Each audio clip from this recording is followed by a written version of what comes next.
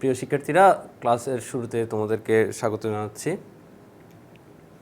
তো আমি তোমাদের উচ্চতর গণিত প্রথম পত্রের যোগজীকরণ বা ইন্টিগ্রেশন শুরু করেছিলাম।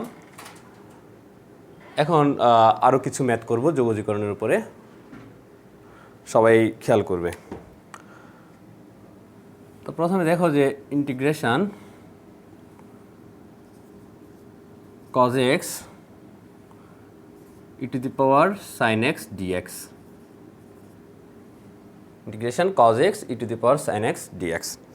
তোমরা ইন্টিগ্রেশন সম্পর্কে অলরেডি জেনে গেছো। ইন্টিগ্রেশন দুই ধরনের হয়, একটা হচ্ছে অনির্দিষ্ট বা ইনডেফিনিট, আর একটা হচ্ছে নির্দিষ্ট বা ডেফিনিট।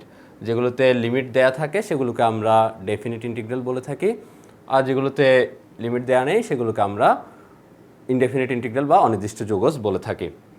আর ইনডেফিনিট ইন্টিগ্রাল আমরা এখন সলভ করি, আমরা শেষে গিয়ে একটা প্লাস সি দিয়ে থাকি, ওটা লক্ষ্য রাখতে হবে।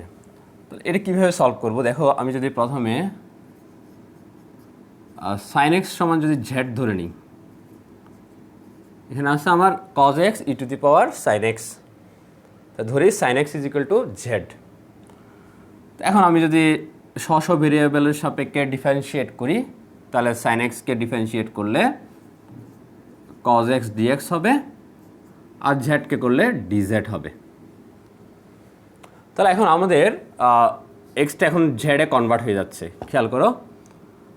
E to the power sine x, তাহলে আমি লিখতে পারি e to the power z, আর cos x dx এর পরিবর্তে dz। এভাবে আমরা যদি ধরে নিয়ে করি আমাদের জন্য সুবিধা হয়। তাহলে এখন তোমরা নিশ্চয়ই জানো যে integration e to the power x dx মানে হচ্ছে e to the power x plus c, এই ধরনের ফর্মুলা তোমাদের জানা আছে।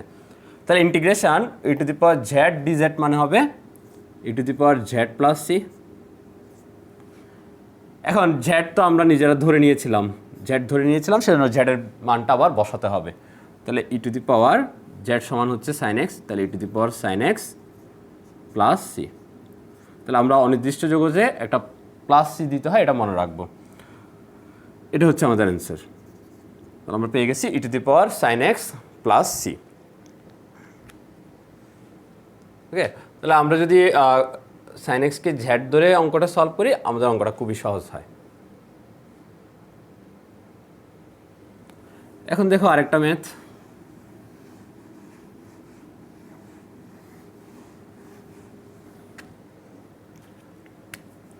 Integration sin x divided by 3 plus 4 cos x dx, integration sin x divided by 3 plus 4 cos x dx। এটা আমরা কিভাবে করব? এই কোয়েশ্চেনগুলো তোমাদের যখন আসবে তুমি একটু ভালোভাবে খেয়াল করলে তুমি বুঝতে পারবে কোনটাকে তোমার জেড ধরে অঙ্কটা শুরু করবে বা কোনটাকে ধরতে হবে। যেমন দেখো, এখানে আমি যদি এখন 3 plus 4 cos x কে জেড ধরে ফেলি, এগুলো প্র্যাকটিস করতে করতে তুমি নিজেই বুঝে যাবে যে 3 plus 4 cos x is equal two ধরো জেড ধরলাম। আগের মতোই আমরা স্ব ভেরিয়েবলের সাপেক্ষে ডিফারেন্সিয়েট করব। তাহলে দেখো 3 কনস্ট্যান্টকে ডিফারেন্সিয়েট করলে 0 হয়, তোমরা জানো। তাহলে 4 cos x আছে, 4 cos x এর সাথে সহগ আকারে আছে, 4 থাকবে, আর ddx অফ cos x মানে হচ্ছে মাইনাস সাইন এক্স। তাহলে আমরা পাচ্ছি minus 4 sine x dx is equal to dz. তো খেয়াল করে দেখো, আমার এখানে আছে কিন্তু সাইন এক্স ডিএক্স। তাহলে আমরা এখান থেকে কি পাচ্ছি? Sine x dx is equal to minus 1/4 dz, minus 1/4 dz. এবার আবার আমরা মানগুলো বসাই, আমরা এক্সকে জেডে কনভার্ট করছি। তাহলে সাইন এক্স ডিএক্সকে আমরা লিখবো মাইনাস 1/4 ডিজেড, আর 3 plus 4 cos x মানে হচ্ছে জেড। ওকে, এখন দেখো আমি মাইনাস 1/4কে সামনে নিয়ে আসলাম, যেটা কনস্ট্যান্ট, এটার উপরে আমার ইন্টিগ্রালের কোনো প্রভাব নেই। ইন্টিগ্রেশন ডিজেড বাই জেড, তাহলে থাকতেছে যে মাইনাস 1/4 আমরা তো ফর্মুলা জানি ইন্টিগ্রেশন ডিজেড বাই জেড বা 1/x dx 1/x dx হচ্ছে ln x হয় না, তাহলে এখানে ডিজেড বাই জেড যদি হয় ln z ইন্টিগ্রেশন করা হয়ে গেছে, তাহলে plus c minus 1/4 ln z plus c. এখন তুমি জেডের মানটা বসাও, তাহলে মাইনাস 1/4 ln z সমান হচ্ছে 3 + 4 cos x প্লাস সি, তাহলে minus 1/4 ln 3 + 4 cos x plus c. এটা হচ্ছে আমাদের অ্যান্সার। তাহলে আবার বলছি, কোয়েশ্চেন দেখলেই আমরা বুঝতে পারবো কোনটাকে জ্যাড ধরতে হবে, এবং জ্যাড ধরে যদি আমরা করি আমাদের ম্যাথগুলো সহজ হয়ে যাবে, এবং শেষে গিয়ে জ্যাডের মানটা বসাতে হবে। তাহলে minus 1/4 ln 3 + 4 cos x plus c. ln এর পাশে আমরা সাধারণত অ্যাবসলিউট ভ্যালু বা পরম মানের সাইনটা দিয়ে থাকি, কারণ আমরা জানি লনের পাশে যেটা থাকে এক্স থাকে, যদি এক্স থাকে সেই এক্স অলওয়েজ গ্রেটার দেন 0, সেজন্য পরম মান সাইনটা আমরা দিয়ে দিই। এটা হচ্ছে আমাদের অ্যান্সার। আরও কিছু ম্যাথ করব আজকে, খেয়াল করো।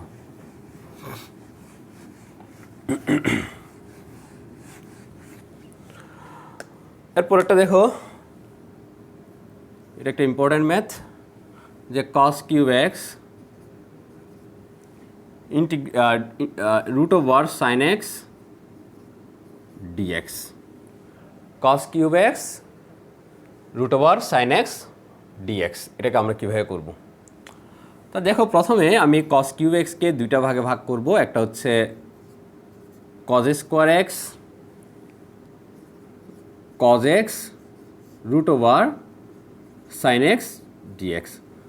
cos কিউব এক্সকে cos square x cos x লিখলাম, আর রুট ওভার সাইন এক্স তো যেভাবে আছে সেভাবে রাখলাম। এখন দেখো cos স্কোয়ার এক্সকে আমরা কী লিখি? আমরা 1 - সাইন স্কোয়ার এক্স লিখছি। 1 - sine square x cos x root over sine x dx. এখন দেখো, তোমার বুঝতে পারবে যে তুমি কোনটাকে তুমি জ্যাড ধরবে। ধরো আমি যদি রুটের ভিতরে যেটা আছে, যে সাইন এক্স আছে, সাইন এক্সকে যখন আমি জ্যাড ধরবো, ডিফারেন্সিয়েট করলে কি পেয়ে যাবো? cos x dx পেয়ে যাবো। cos x dx বাইরে আছে, cos x-টা বাইরে আছে, cos x dx পেয়ে যাবো। তা রুটের ভিতরে যেটা আছে ওটাকে আমি জ্যাড ধরি, আর sine x is equal to z, তাহলে আমরা পেয়ে যাচ্ছি ডিফারেন্সিয়েট করলে cos x dx is equal to dz। এবার এখানে এসে কনভার্ট করো, 1 - সাইন স্কোয়ার এক্স, তাহলে 1 - এটা কী হবে? জেড স্কোয়ার হবে। পাশে রুট ওভার সাইন এক্স আছে, তাহলে রুট ওভার জেড হবে, আর cos x dx মানে ডিজেড হবে, ডিজেড হবে।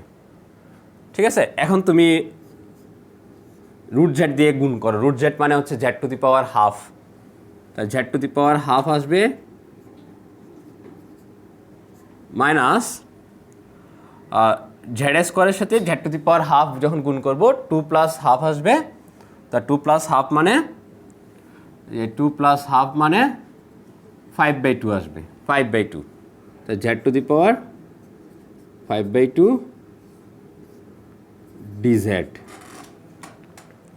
এখন তুমি ইন্টিগ্রাল করো z to the power half dz. আমরা ফর্মুলা জানি, নিশ্চয় মনে আছে, integration x to the power n dx সমান x to the power n+1 divided by n+1 plus c. তাহলে এটা কি হবে? এটা হবে z to the power half plus 1 divided by half plus 1, আবার জেড টু দি পাওয়ার 5/2 যেটা আছে এটা হবে z to the power 5/2 plus 1 divided by 5/2 plus 1। Integration করা হয়ে গেছে, ইন্টিগ্রাল সাইন উঠে গেছে, প্লাস সি দিয়ে দিলাম। তাহলে আমরা কি পাচ্ছি দেখো তো? আমরা পাচ্ছি z to the power 3/2 divided by 3/2 minus z to the power 7/2 divided by 7/2 plus c.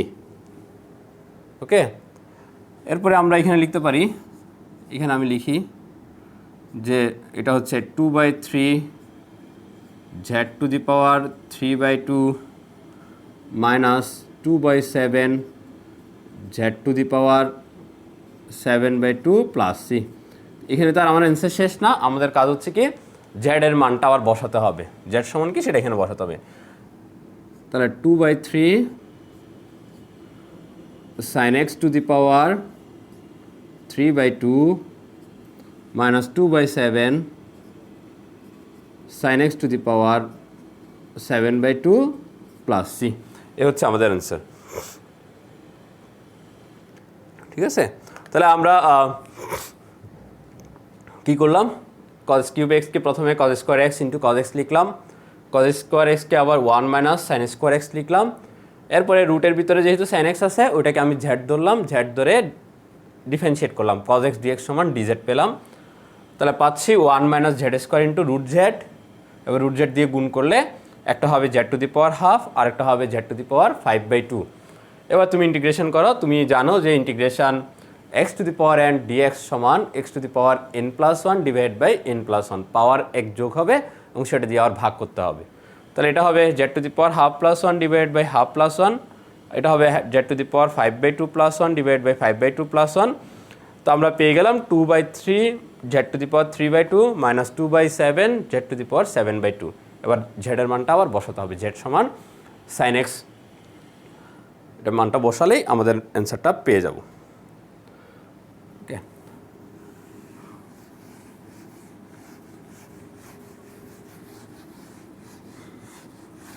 এখন আরেকটা ম্যাথ করব, খেয়াল করো। Integration 1 minus tan theta divided by 1 plus tan theta d theta, 1 minus tan theta divide by 1 plus tan theta d theta, এটা কীভাবে করব? তো শুরুতেই আমরা টেন থিটাকে আমরা সাইন কজে কনভার্ট করে নিই। তাহলে এটা হবে sine theta by cos theta, এটা হবে sine theta by cos theta d theta. তাহলে ইন্টিগ্রেশন কস থিটা যদি লসাগু নিই তাহলে পাচ্ছি cos theta minus sine theta, আবার যদি ধরো আমি কস থিটা লসাগু নিই এখানে পাচ্ছি cos theta plus sine theta d theta. Okay, তাহলে দেখো আমরা কি পাচ্ছি, আমরা পাচ্ছি cos theta minus sine theta divided by cos theta plus sine theta d theta. Okay, এখন আমরা তো একটা ফর্মুলা জানি, কোন ফর্মুলা সেটা? সেটা হচ্ছে এরকম, ইন্টিগ্রেশন এফ অফ এক্স উপরে যদি এফ ড্যাশ এক্স থাকে, মানে নিচে যেটা থাকবে তার ডিফারেন্সিয়েট পার্টটা যদি উপরে থাকে আমরা ln দিয়ে এফ অফ এক্স মানে নিচে যেটা আছে ওটা লিখতে পারি। Okay, f of x f dash x divide by f of x dx is equal to ln f of x plus c, মানে একটা ফাংশন নিচে যেটা থাকবে সেটার ডিফারেন্সিয়েট পার্টটা যদি উপরে থাকে ln দিয়ে নিচেটা লেখা যাবে। তাহলে একটু এখানে খেয়াল করে দেখো তো, cos theta plus sine theta আছে না, cos theta plus sine theta, এটাকে যদি আমি ডিফারেন্সিয়েট করি তাহলে আমরা কি পাবো? cos থিটাকে করলে আমরা পাবো মাইনাস সাইন থিটা, আর সাইন থিটাকে করলে আমরা পাবো cos থিটা। তাহলে cos থিটা প্লাস সাইন থিটার ডিফারেন্সিয়েট পার্টটা আমার উপরে আছে, cos থিটা প্লাস সাইন থিটাকে ডিফারেন্সিয়েট করলে সাইন থিটাকে করলে cos থিটা, cos থিটাকে করলে মাইনাস সাইন থিটা, তাহলে উপরেরটা পাচ্ছি। সেজন্য আমরা এখানে লিখে দিতে পারি যে ln cos theta plus sine theta plus c. কেন লিখলাম? তুমি চাইলে এটা এখানে লিখে দিতে পারো, যেহেতু integration f dash x divide by f of x dx is equal to ln f of x plus C. ঠিক আছে, তাহলে ln cos theta plus sine theta plus C. ওকে,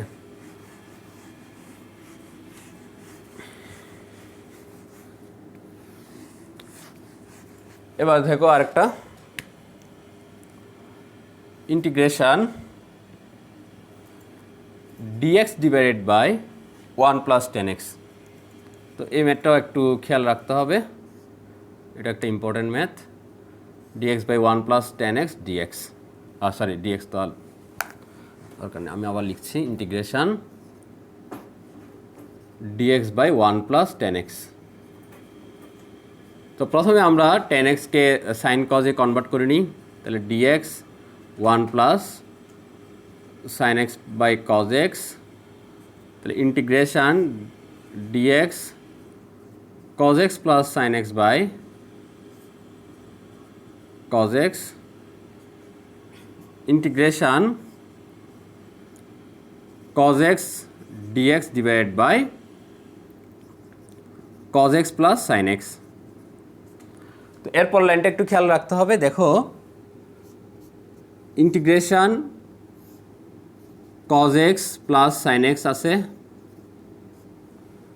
আমি উপরেও আবার cos x plus sin x লিখে ফেলবো, cos x plus sin x। তারপর দেখো আমি যেহেতু ছিল আমার কি, আমাদের লবে ছিল হচ্ছে শুধু cos x, আমি লিখে ফেলছি cos x plus sin x, তাই নিশ্চয়ই sin x কে আমার ক্যান্সেল করতে হবে। তো এখানে আমি আরেকটু কাজ করব, সেটা হচ্ছে আমি একটা মাইনাস দিয়ে বা প্লাস দিয়ে cos x minus sin x লিখছি, এটা একটু খেয়াল করতে হবে। আমাদের হরে আছে cos x plus sin x, সেটা থাকলো ওইরকম আমি cos x plus sin x লিখে ফেললাম, প্লাস দিয়ে আবার cos x minus sin x লিখলাম। তো লেখার পর একটু খেয়াল করে দেখো তো এখানে কি থাকতেছে, আলটিমেটলি এখানে থাকতেছে 2 cos x, বাট আমার ছিল হচ্ছে cos x, সেজন্য অ্যাডজাস্ট করার জন্য আমি একটা হাফ দিয়ে দিলাম। তাহলে এখানে থাকতেছে 2 cos x আর বাইরে একটা হাফ দিলে ঠিকই কিন্তু আমরা cos x-টা পাবো। তো এটা করে আমাদের কী সুবিধাটা হবে, সেটা হবে এরকম যে আমরা হাফ লিখলাম, ইন্টিগ্রেশন আমরা সেপারেটলি যদি ভাগ করি cos x প্লাস sin x-কে ধরো cos x plus sin x দিয়ে ভাগ করলাম, তাহলে কি পাচ্ছি 1 plus cos x minus sin x divided by cos x plus sin x dx। ওকে, এবার আমি ইন্টিগ্রেশনটা করব, দেখো কীভাবে করছি। হাফ থাকলো, দেখো 1কে ইন্টিগ্রাল করলে কি হয়, যেহেতু বাইরে dx আছে এটা হবে x। তারপর এটার দিকে একটু খেয়াল করো, সে আগেরটার মতোই দেখো হরে আছে cos x plus sin x, সেটাকে আমি যদি ডিফারেন্সিয়েট করি তাহলে আমরা লবে যেটা আছে লব cos x minus sin x সেটা পেয়ে যাচ্ছে। cos x প্লাস sin x-কে ডিফারেন্সিয়েট করলে মানে minus sin x plus cos x আমরা পেয়ে যাচ্ছি। তো ওই যে আগের ফর্মুলাটার মতোই আমরা এখানে ln cos x plus sin x লিখে দিতে পারি প্লাস c। তাহলে কেন লিখলাম, কারণ হচ্ছে এটাই integration f dash x divide by f of x dx is equal to ln f of x plus c। ওকে, তাহলে half x plus ln cos x plus sin x plus c, এটা হচ্ছে answer. ওকে, তাহলে আবার বলছি, দেখো dx divide by 1 plus 10x আছে, 10x-কে sin x by cos x লিখলাম, লিখার পরে cos x লসাগু আসলো, তাহলে cos x plus sin x আসলো। তাহলে দেখা যাচ্ছে cos x dx cos x plus sin x। এরপরে লাইনটা ইম্পর্টেন্ট, সেটা হচ্ছে নিচে যেহেতু cos x plus sin x আছে, তুমি আবার cos x plus sin x দিয়ে দিবে, পাশে আবার cos x minus sin x লিখলাম, তাহলে sin x minus sin x cancel হয়ে যাবে, বাট 2 cos x থাকবে, তাহলে 2টাকে অ্যাডজাস্ট করার জন্য বাইরে একটা হাফ দিলাম। এবার সেপারেটলি ভাগ করলে 1 plus cos x minus sin x by cos x plus sin x আসলো। এবার ইন্টিগ্রেশন করতে যাচ্ছি, 1কে করলে x হয়, আবার এটা করার ক্ষেত্রে খেয়াল করতে দেখতে পাচ্ছি যে আমাদের নিচে যেটা আছে যে cos x plus sin x, তার ডিফারেন্সিয়েট পার্টটা উপরে আছে cos x minus sin x, তাহলে ln cos x plus sin x লিখা যায়। এই যে ফর্মুলা হচ্ছে এটা পাশে লিখে দিতে পারো। এই তো আশা করছি যে কয়টা ম্যাথ করিয়েছি সেগুলো তোমরা বুঝতে পেরেছো। প্র্যাকটিস করতে হবে, যখন প্র্যাকটিস করবে তখন তুমি কোয়েশ্চেন দেখে বুঝতে পারবে কোন ম্যাথটা কীভাবে করতে হবে। তো এগুলো করবে, আর পরবর্তী ক্লাসে দেখা হবে। Thank you.